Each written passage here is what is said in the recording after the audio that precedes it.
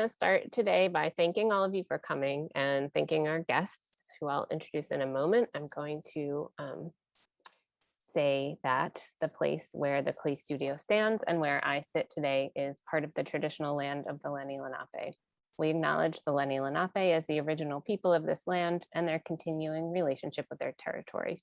In our acknowledgement of the continued presence of Lenape people in their homeland, we affirm the aspiration of the great Lenape chief Tamanend, that there be harmony between the indigenous people of this land and the descendants of the immigrants to this land, as long as the rivers and creeks flow and the sun, moon, and stars shine.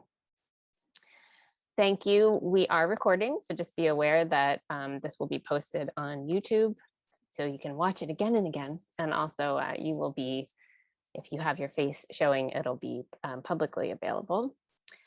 We are so excited to have joining us 3 people from Digsau, the architecture firm who we are working with, and of course Jennifer Martin, who is the Clay Studio lead on the project and really making all of this happen for us, making sure we have a building that is both inspiring and also fits our practical needs, which is difficult, I would say. So rather than read to you bios of each of these people, I'm going to say that Mark Sanderson is a lead at Digsau, lead architect. Jesse Mainwaring is an associate architect. Bunny Tucker is an architect. And I'm going to tell you a little bit about Digsau, and then when we ask our first question, they can fill you in a little bit about what their the things they think are most important about their backgrounds. So Digsau has a great, beautiful website, as you would imagine from an architecture firm. Digsau is an award-winning firm practicing contemporary architecture, urbanism, and environmental design. Based in Philadelphia, the firm is recognized for expertise in providing unique, high-quality design to a diverse client group. The office operates as an open studio and consists of a staff of 42, including 23 registered architects. And their philosophy: we believe architecture can allow people to uncover and discover connections between each other, place, history, and time. We believe these connections empower and inspire people to be more creative, productive, and fulfilled, which I think has a lot to say, and it is in line with the Clay Studio's mission, which is a big reason why we decided to work with Digsau. I am going to start out asking everyone a little bit about themselves, and then I'd like to ask Jen after that about the process of thinking about which architect and how that process started. And then we're going to be asking Jesse, Mark, and Bunny about what inspired them to design the Clay Studio the way they did. So I think I'm going to start with Mark, and I'm going to ask him to tell us a little bit about how and why he decided to pursue architecture and make his life in this creative way. Thanks, Jay-Z. Appreciate the great introduction, and it's nice to spend the lunch hour with all of you. Real pleasure that you're taking the time to listen to a little bit of what we have to say. I would say I've been in the field of architecture for at this point almost 30 years, which is hard to fathom and believe, and hard to think back that long to remember. There wasn't a lightning moment that kind of said this is the path or the field for me. But I think I was certainly drawn in through, started in college in engineering and architecture, and then quickly moved over completely into the design side and into architectural practice. And I think there's so many things that I love about the profession and what we do on a day-to-day basis. I would characterize myself as someone who just loved what I get to do every day. I love the challenges. I love the people I get to work with, the projects, and this is a great example of it. But I think one of the things that, there's so many things that I do like, but one of the things I really love is that I think of it very much as a collaborative art form. It's something that we work on as a it's very much a team. It's very much a collaboration. There's so many voices that come into this process, both from our side, the engineers, the builders, but certainly each project is unique because of the voice and the needs of the people who are gonna, who own the project. And that's, this is the Clay Studios building. It's not our building, and so we're just so excited to be able to get to collaborate on a project like this, and it's been really a fun process. Great, thanks, Mark. Bunny, would you like to go next and talk a little bit about what inspired you to architecture? Sure. So I'm an architect that tries to spend as much time as I can outside of buildings. I really like hiking mountains, exploring canyons and caves. But I do spend a lot of my time in the city too, most of my time. I have a circuitous route. I studied environmental science. I worked in education, and I've done a lot of work in activism, both for environmental issues and for educational equity. And the thing that really sort of brought these things together in the circuitous path and brought me to architecture was the ability to sort of create spaces where people can thrive in those. And when we do this well as architects, we get to create places for others that are highly functional through the ways that we arrange spaces. They're supremely comfortable through the way that light's modulated, heat and sound, and also ones that can positively impact human health, either through the planning of movement through a space, through the selection of materials, and also through the movement of air. And through my training in environmental science, I understand that buildings have a big impact in sort of the climate crisis that we face. In Philadelphia alone, buildings contribute over 70% of greenhouse gas emissions, which is a really big piece of the pie in urban environments. And this is typical for other cities too. So decisions that we make that are often sort of behind the scenes or not visible to users really have an impact on the world around us. And those happen within sort of the architectural design process. And it's a really creative problem solving process that happens with engineers, with experts in building science, and also with clients to figure out how a building wants to be oriented, where we want to place windows, and how the overall heating and cooling works within a building to contribute to the energy demand. And so far, it's been a really enjoyable process as an architect and a great way to combine sort of a range of my background. Yeah, that's great. Thanks. It doesn't help. It's not as easy when a client comes and says, I have a rectangular plot of land and I need you to build the biggest building that you can fit onto it. I don't know anyone who would have done that, but you can't really change the orientation, right? We say constraints are good, and it just adds to the creative problem solving process. I do like parameters. Yeah, great. Thanks, Bunny. Jesse. Hey, everybody. For me, coming to architecture was also a bit of a circuitous path, and something that I came to a little bit later, in my late 20s and early 30s. And it's hard to find the moment when it really kind of clicked for me. But so it's probably easier to sort of talk about some of the things that I experienced when I was younger that brought me to that moment. Yeah. And one of them that I don't talk about all that much, but is that I did grow up the son of an architect. So architecture was very present in my life, and it's hard to divorce my final arrival in architecture, I think, from growing up in that world, because we did a lot of traveling, visiting amazing buildings all throughout the world. So it was something that was always sort of embedded as a love and an interest, but not necessarily something that I thought about doing professionally. At first, when I went to college, I was really interested in more in terms of bigger questions about how people live and how people organize themselves and relate to each other. And so I took a lot of coursework in anthropology and archaeology.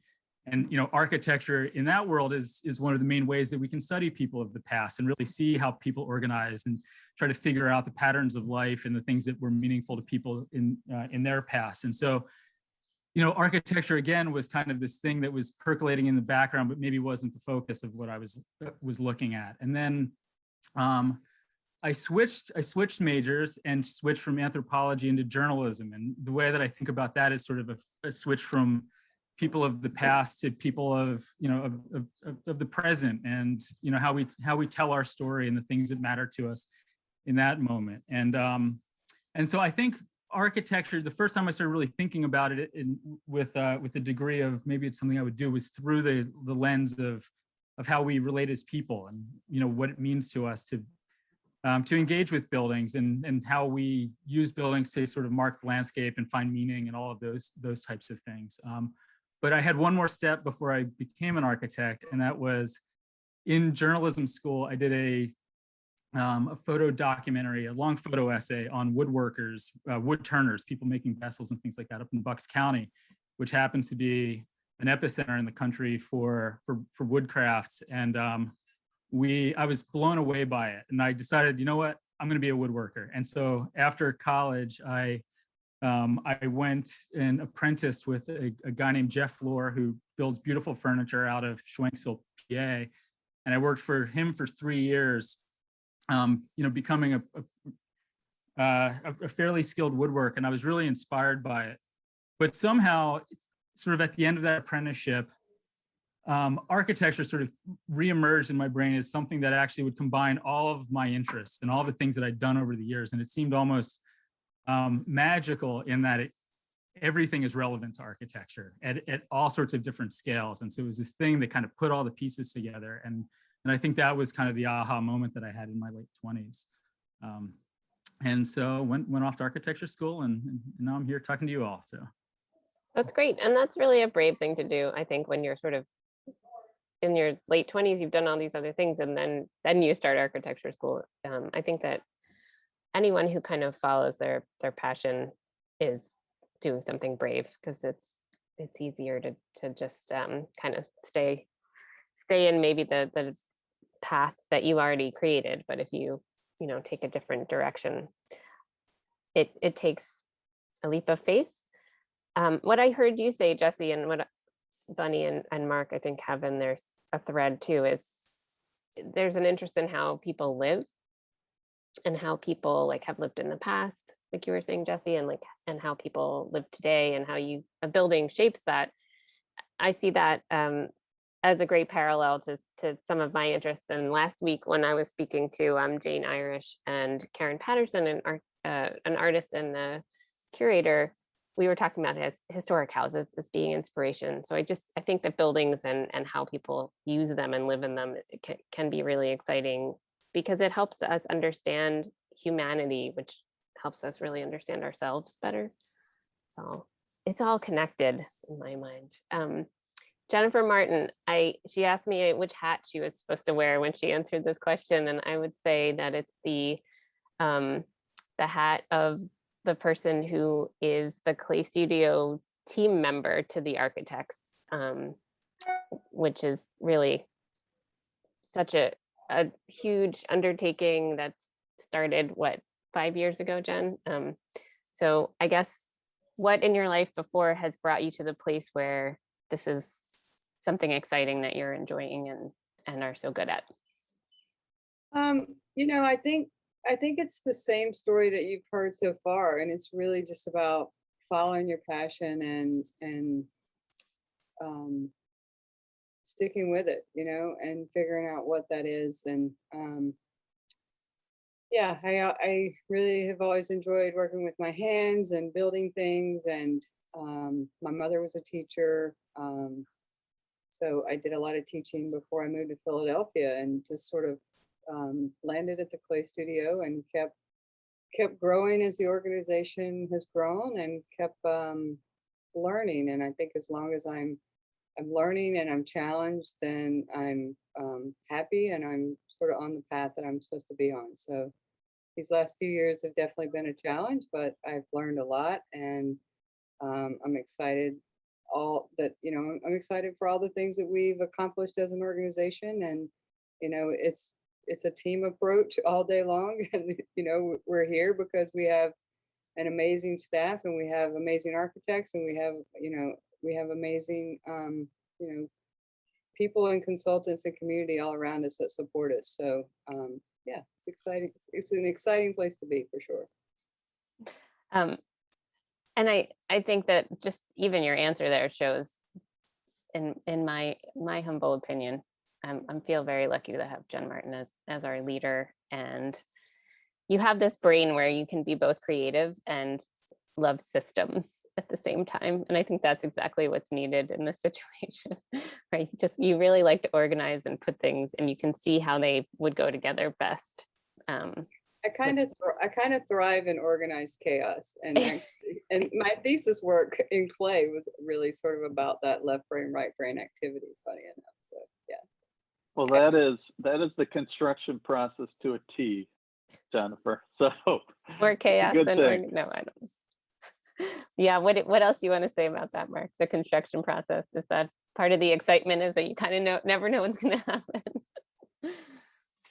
Well, I would say there are some analogies to ceramics in the construction process. You know, I did have the opportunity to do a bit of ceramics back in my college days, and really loved it. But there are aspects to there's an immediacy to it that is not evident in the architectural process, which is much, you know, more extended, and it really takes the fortitude to work your way through the process.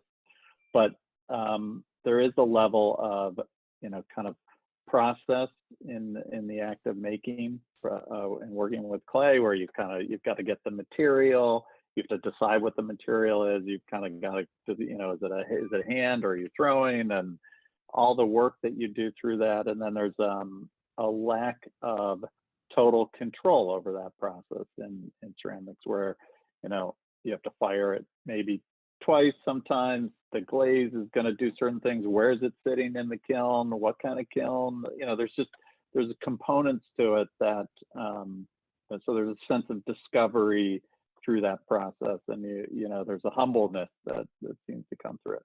All those things are elements in construction and design and building. And, you know, then you just add in, you know, lots and lots of different people, because I mean, there are hundreds and hundreds of people that go into building, designing, engineering, constructing a building. And so there's lots of places for all those moments of where you don't have total control. Yeah, that's a good point, that addition of all the people. But I love the analogy. And although ceramics is much faster than architecture in process, I also have heard artists who kind of go and do something like drawing or sculpting with a different material, and they're just blown away by how fast things can happen, because in ceramics you have to make it and dry it and fire it. So within the art world, ceramics is probably the longest, I would say, one of the longest processes. Well, that's a great lead in to, I know Jesse has some images is Bunny going to share them, or are you going to do it, Jesse? I can let you guys both share. Happy to share, although it looks like I'm unable to at the moment, Jen. Oh, I'm giving you, there you go. You're all set. Okay. So we'll hear a little inspiration for the building. Yeah, so we thought we would keep this short and really make sure that there's plenty of opportunity for anyone to chime in here at any moment, ask questions, you know, offer your voice in the conversation, and really just have a dialogue that's open-ended with everybody. But we thought we'd show a little bit of imagery and some eye candy that captures kind of where the project is now, what some of the inspiration was for it. I would hope that both Bunny and Mark will chime in at moments along the way too, and fill in some gaps, because, you know, this is, as Mark mentioned, it really is not the work of, and Jennifer and both Jennifers, if you want to chime in on this too. Really, anyone who was a part of this, you know, we really see it as a team effort that extends well beyond the group of architects working on the project. It's really the outcome of sort of a broad and expansive dialogue with a ton of voices, and that is, I think, where a lot of the meaning and life for projects like this comes. But you know, what we're looking at is probably an image that most of you have seen and many times. This is where we're heading. This is where we'll hopefully be in the coming months with a building that has, a very kind of beautiful, expressive, and dynamic face that changes depending on how light hits it, and is essentially a different building at different times of the day, and that really starts to showcase what's going on inside. Because what's going on inside, this is a slice through the building, looking at all the different things that take place in or will be taking place in this building, and it's really amazing to think about all the things that the Clay Studio does. The scale of the work, the type of the work, the education and outreach with local communities. It just the sort of reach of the organization, of your organization, is really amazing and really inspiring, and something that we wanted to make sure had a building that showcased that and did it in a really meaningful and interesting way. And so while this is kind of a wonky image to look at, I think one of the reasons that I wanted to start here was because it really does catalog just the broad range of things that are going to take place in the building and will be the things that give meaning to it down the line.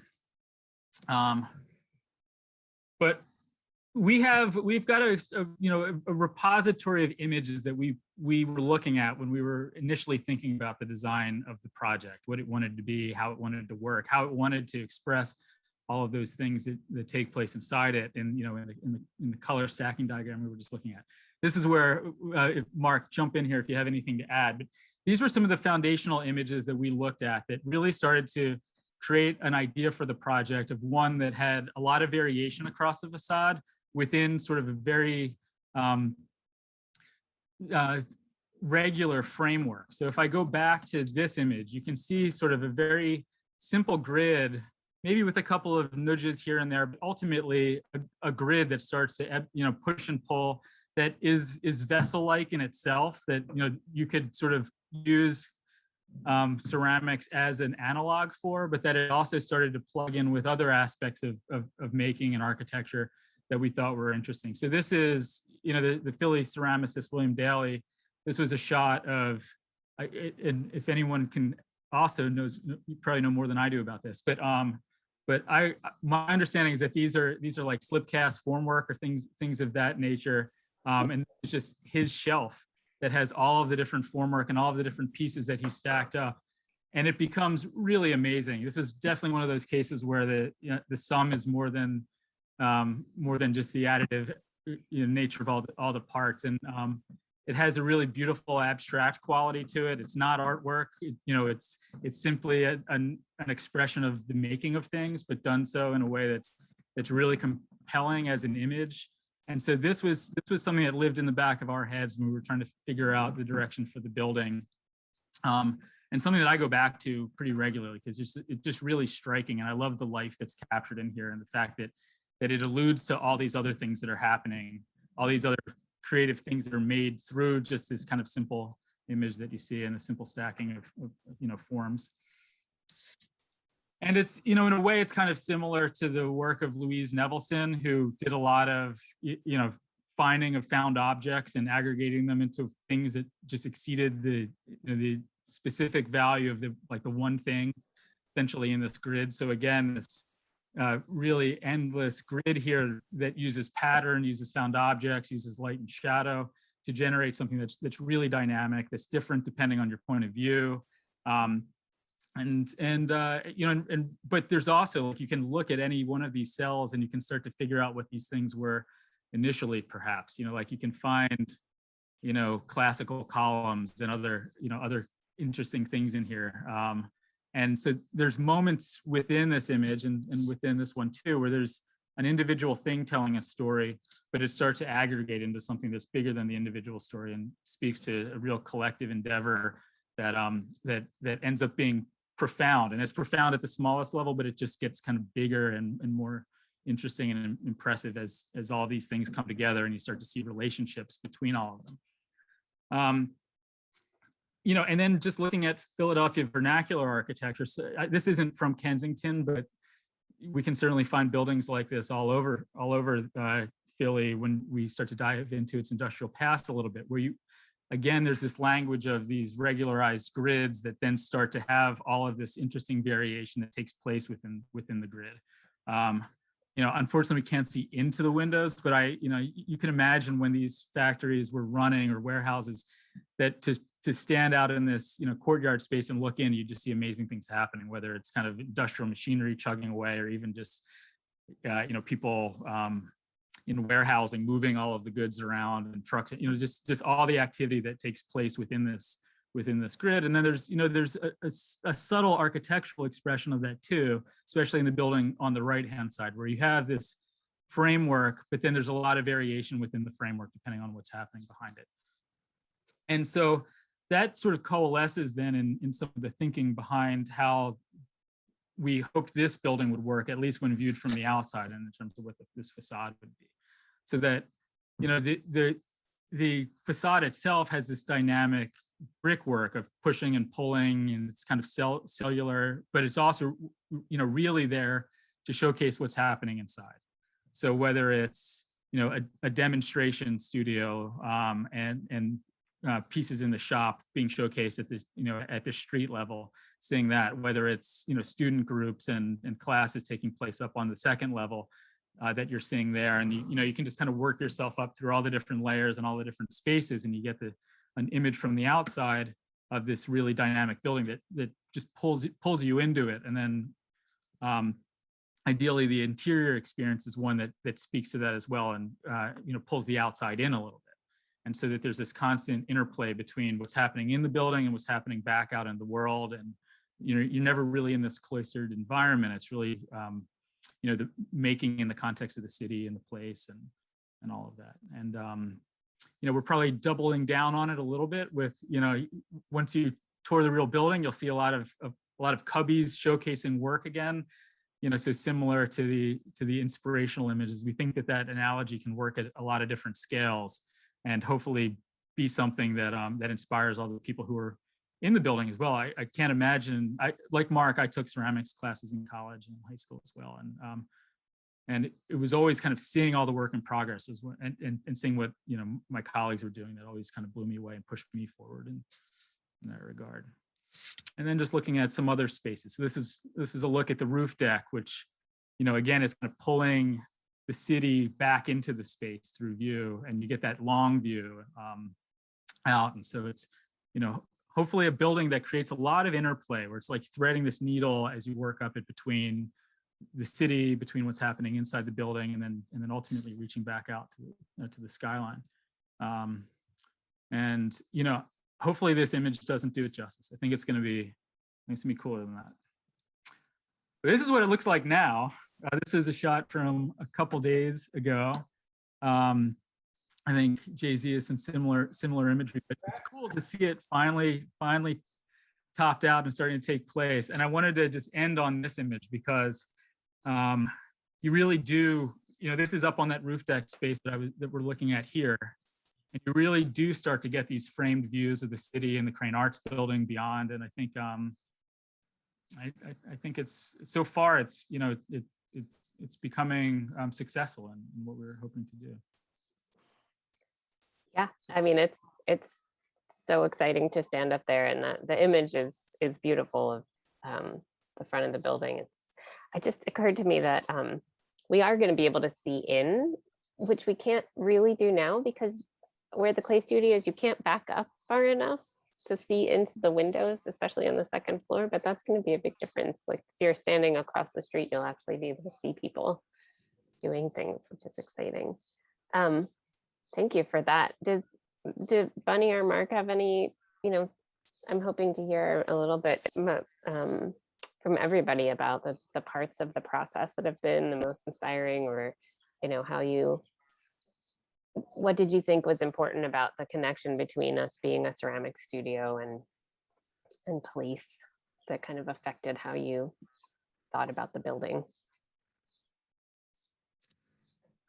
Or really anything, any inspiration. That's just one. Yeah, I think Jesse, I think you did such an excellent job there of kind of giving both the big picture and some of the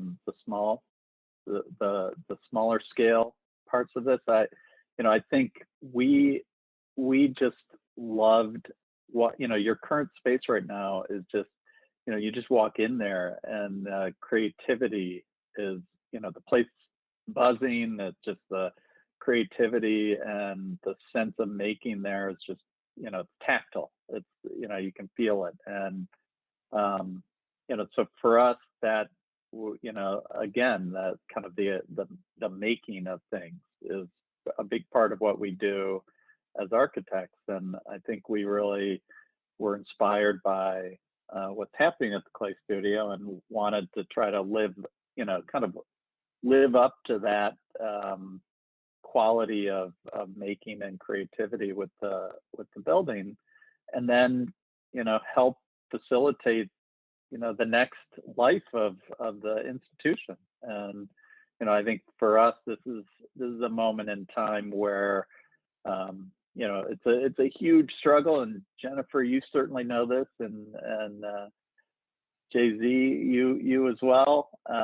This is, it takes a great deal of effort to get a building financed and made, and so it's a major milestone for the institution. And so I think it's going to be a really exciting place, and it's just going to kind of further everything that's been going on there. And to add to that, in addition to the excitement about the exterior, the way the interior spaces are conceived, there's like no wasted space. There's no hallway that's just a hallway. All of the spaces have multiple functions. And so the interstitial space between all of the workshop and classroom spaces is actually serving the process of ceramics. Sinks are out there, different tools and stations. And I'm excited to see and learn about how that helps support the community of the Clay Studio, and where people get to exchange ideas, and where it's a place of mixing in that common space between the classrooms. Yeah, thanks. And that speaks to the kind of environmental stuff I think that you were talking about too, is where we are being very efficient, as efficient as possible. How about you, Jen? What do you think about in terms of the inspiring moments of working on the project? Yeah, I mean, I think, you asked me this a little bit early on, but I think the reason why we chose to work with Digsau from the other architects was just their overall thoughtfulness and consideration of the material, and that to me is like, the devil is in the details, and I'd like to think that I'm a thoughtful person, and I really appreciated that about Digsau and sort of every step along the way. And I can remember having conversations about how like color of brick and brick choices and tile choices and things like that, and really having this conversation about how the outside of the building would feel sort of like clay, and like or bisque fired clay if you're a potter, but like basically like raw material. And then these sort of interior covered spaces being the events pavilion there on the ground floor, and then the upstairs exterior would have more of this glaze sort of vibrancy, and it would just sort of read different, which those little details to me are just sort of what makes it all special. Yeah, I think we've been talking from the beginning about being excited that a few people on the team either had taken ceramics or were potters themselves, so could really understand. And I love the inspiration photos that Jesse was showing.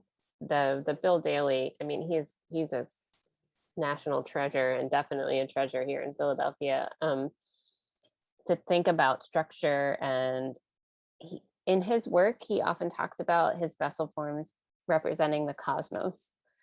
He thinks about these bowls, just, you look into it and you're looking down into the earth, but it's the same as if you're looking up into the heavens. And the kind of wholeness that those things represent is a lot to do with making a building that works on so many levels. And just to answer a little bit of your question earlier, these are actually mostly made of pink foam, which you don't think about, this beautiful tonal photograph that he takes foam and carves the stack laminates and carves it into whatever the base form he wants for his vessel forms. And it also talks about how to take all these, just exactly what Jesse said, like the parts are, some of the parts greater than each by themselves, and that also represents really the Clay Studios community. Jen mentioned earlier, we have all these wonderful architects and staff members, and but it's the people who come and take classes every day, the people who have been involved since 1974, and I think I saw Janice Ferrandino is on the call. She's one of our founders. Yeah,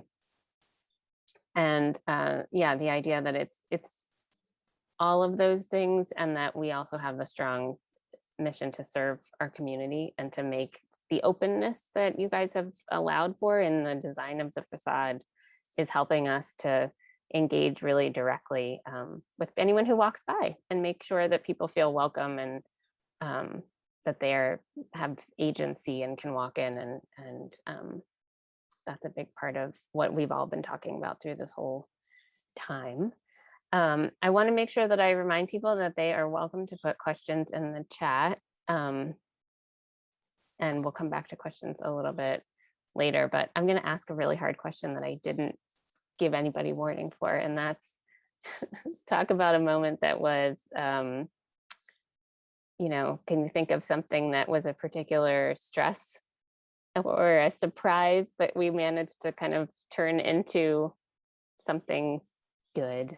I feel like there have been all these little moments of like, oh no, what are we going to do? And then the outcome has been better. I know people on the call, everybody wants to know about the back end of what's been going on. Anyone willing to share the stress? I will say I'm pretty sure there's probably many moments that we stressed the Digsau team out with when we would show up to a meeting and say, oh, we forgot this, or oh, we want to do this now, or we changed our mind on this. But they were always gracious and rolled with the punches. But for me, we had originally planned out the 4th floor to have no clay on it, and it really just be thought about as this clean space because we were, and I actually have a layout of the 4th floor if anybody wants me to. Oh yeah, here. You want to stop your share, Jesse, and I'll let Jen, and then I can show people pictures of the our visit the other day. Okay, go ahead, Jen. Okay, hold on. There you go. Let's see.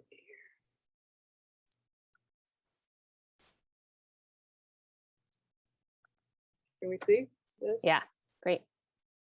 Yeah, I mean, so there was this moment where there was no classroom on the 4th floor, and I don't even remember what the design was at the time, but there was a reasoning behind it. It's because clay is dirty, and we didn't want to track dirt all the way through the building, and we were worried about the ventilation system and the clean air and the silica dust and all that. And then we finally realized we couldn't get everything on the other floors, being the school education floor or the artist floor or artist floors. And so we were just like, this makes no sense. We need another classroom, and we'll figure this out. So the beauty of it is we have clay on every floor now, and not only does it give us the ability to use this as a classroom, but there's a beautiful kitchen and this open area here, lounge space, and a roof deck. So it really allows the opportunity for someone, to come in and experience, this whole space, in one evening, whether it's through a workshop or a party or a corporate event or, after school youth programming, things like that. So I was excited for that change, but I know it was a little sort of scramble in the middle of all the designing. So, yeah. Excellent. That's a good one. How about our architects? Do you remember one particular moment? Jenny or Jesse, what do you think? I was gonna say expanding the basement. And it was definitely, I think it was the right move. I mean, when you visit the Clay Studio space today, you see how important storage is to the function of your program. And Jen made a bigger basement happen, and we were able to work with our structural engineers. You know, it requires some foundation redesign. And I think it's a big addition to the building that you never see from the street. Sort of a behind the scenes thing that we worked through. Yeah, that Yeah, was I huge. think the original was like right there. So we had to add all this. Oh, right, and it was only systems, right? The first thing was just, It definitely wasn't a lot of storage. no. All right, Mark, you have to answer the hard question too.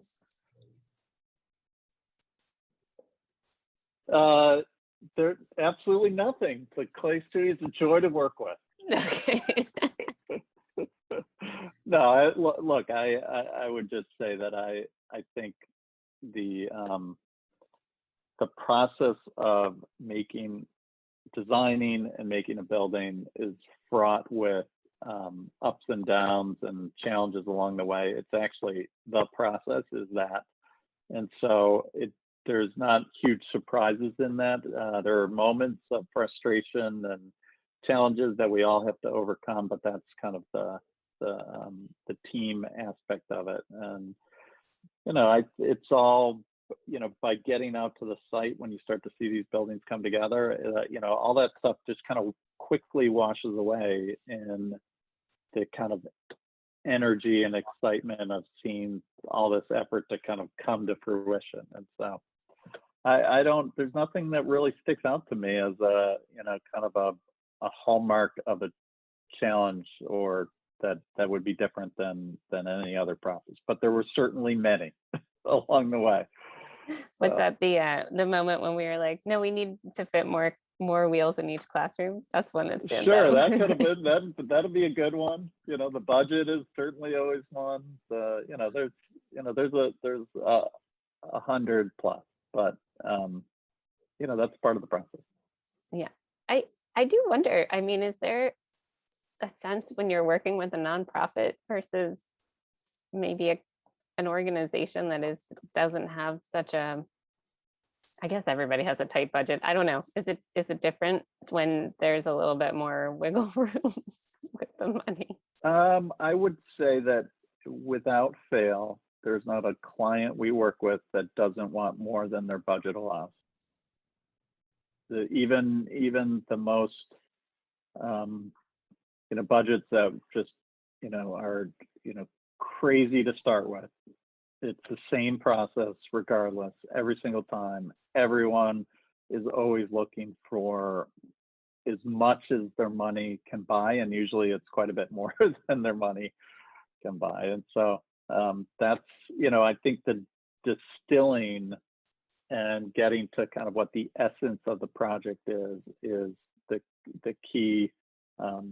Is the key. And someone just asked a question about, Anna asked a question, what was left out of the program? And I'm sure there are things that were left out of the program, but I can't recall, they don't stand out to me anymore, because it feels like this is the essence of what the Clay Studio needed, and is what's included in this project. And so that is part of the process as well, that distilling to the kind of core critical elements of a project.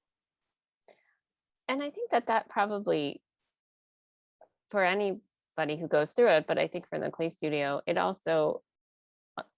it's really good for the organization in kind of a strategic planning way, because you have to, like you said, you guys are leading us through this process of distilling it down and saying like, well, what's the concept of what you need, so that we can offer the physical space that will give you that without, we all have preconceptions about what a classroom is supposed to look like and all these things. But when it comes down to it, the physical space for the wheel and the shelf for the work in progress, these are the things that are are now presented. And I think Jesse mentioned this too, that it's those shelves where we get to see what people are working on that are very prominent. We don't need to hide those away. They didn't need to be in some room by themselves. They're now lining all the walls, and that's actually going to be a real benefit, even though it's sort of, I think, maybe started out in a different way. I'm looking at some questions in the chat really quick, so if anyone else wants to chime in while I'm looking.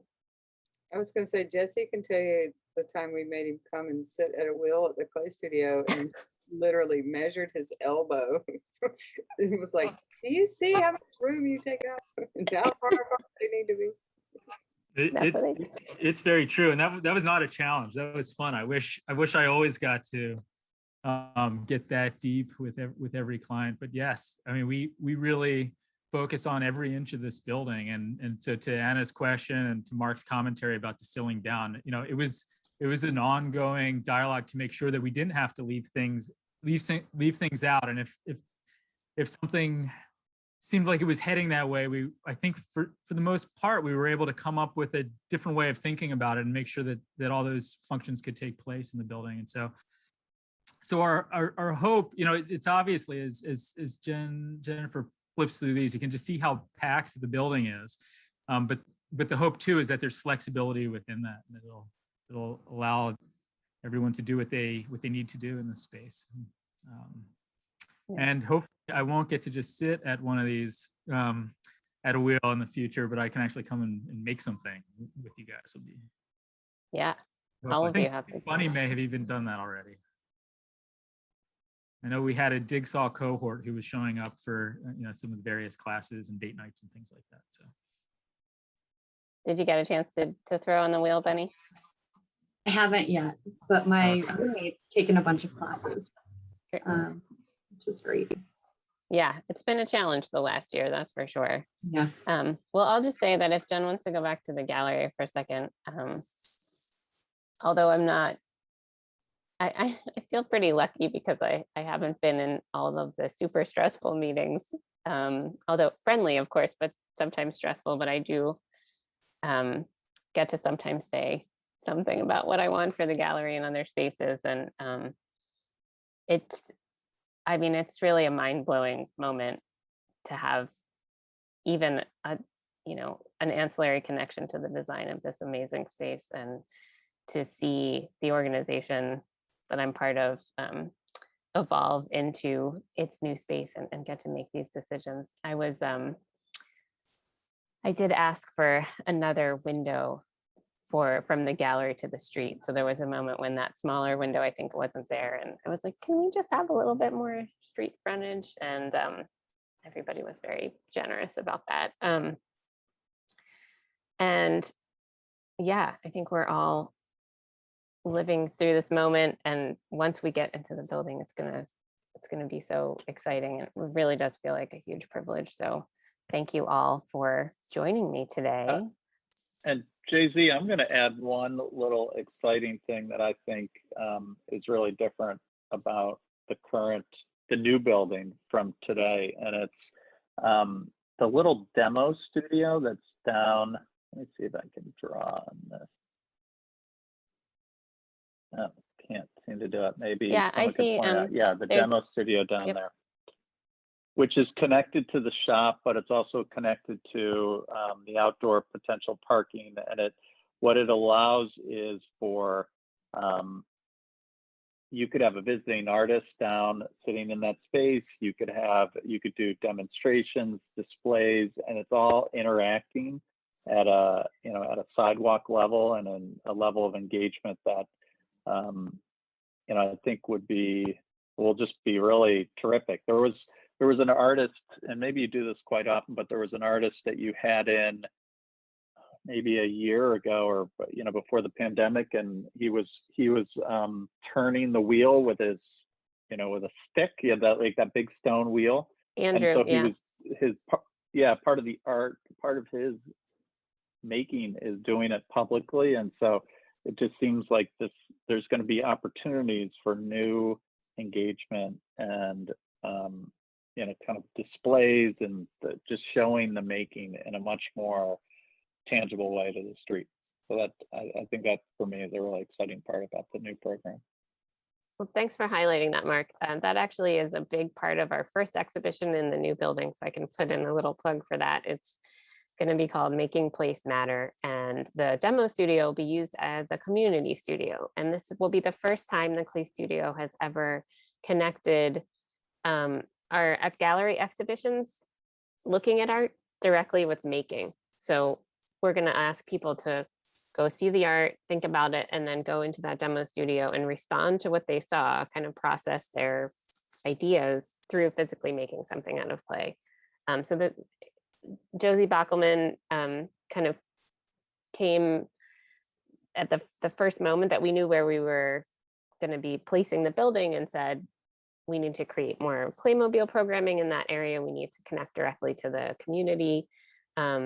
And from that moment, we started talking about how we could make people feel welcome and comfortable for the exhibition space as well. And so making with your hands is something we're so, my colleagues in the education department are so skilled at doing that. And it felt really exciting to me to be able to connect those two things. So I know on the call we have Ana Jimenez, Elizabeth Essner, Raymond Rourke, my other colleague, Maria Albornoz, and Josie Bockelman. We're all working together with community members on a council to plan those activities for the gallery. So it is the physical space that you're talking about that's allowing us to do that, which is really, again, just representing our values directly in the building.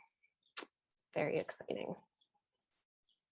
Does anybody else have any comments they wanted to make before